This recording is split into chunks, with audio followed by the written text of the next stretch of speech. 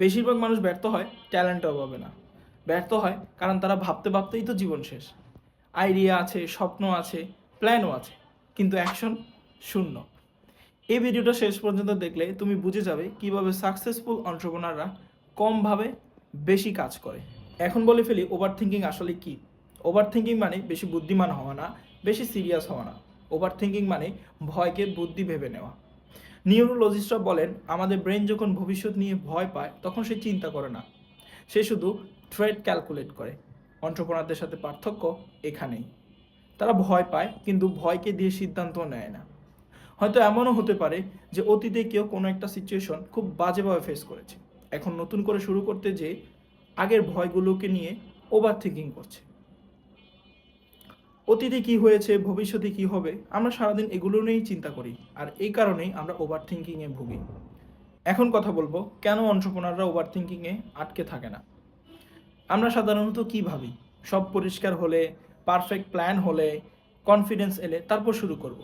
কিন্তু এন্টারপ্রেনারদের ক্ষেত্রে এটা সম্পূর্ণ আলাদা। ওভার থিঙ্কিং কেন হয়?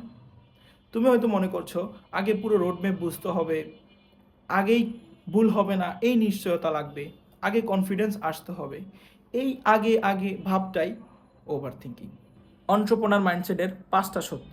পারফেক্ট মুভমেন্ট বলে কিছু নেই, ভুল করা লার্নিং প্রসেস, ডিসিশন ডিলে করাও একটা ডিসিশন, ফেয়ার থাকবেই, ইন্টেলিজেন্সের চাইতে অ্যাকশনটাই বেশি গুরুত্বপূর্ণ। এখন আমি তোমাকে একটা স্টেপ বাই স্টেপ সিস্টেম দিচ্ছি, এটা পড়াশোনা, স্কিল শেখা, বিজনেস যে কোনো জায়গায় কাজ করবে। স্টেপ 1, চিন্তাকে মাথা থেকে নামিয়ে কাগজে লিখে ফেলা। দেখবে ওভার থিঙ্কিং তখনই বন্ধ হয় যখন তুমি চিন্তা কমিয়ে কোনো একটা কাজ শুরু করো।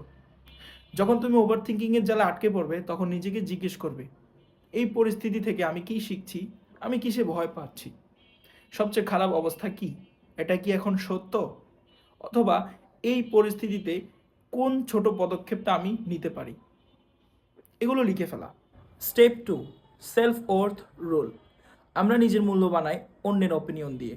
এটা বন্ধ করার জন্য একটা সহজ রুল মনে রেখো, 90% আমি চেষ্টা করছি, শিখছি, এগোচ্ছি, 10% মানুষ কি ভাবলো, অর্থাৎ আমি কাজ করব, মানুষ যা ভাবার ভাববে। তোমার লাইফে অন্যের অ্যাপ্রুভাল যত কম হবে ওভার থিঙ্কিং তত কম হবে।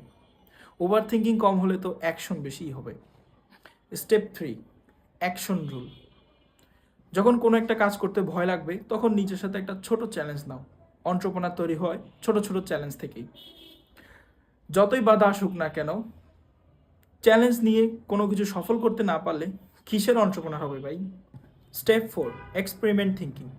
নিজেকে বলো এটা আমার জীবনের ফাইনাল ডিসিশন না, এটা একটা এক্সপেরিমেন্ট। আর এক্সপেরিমেন্ট মানেই তো এটার ফেইলিওর আছে, সাকসেসও আছে।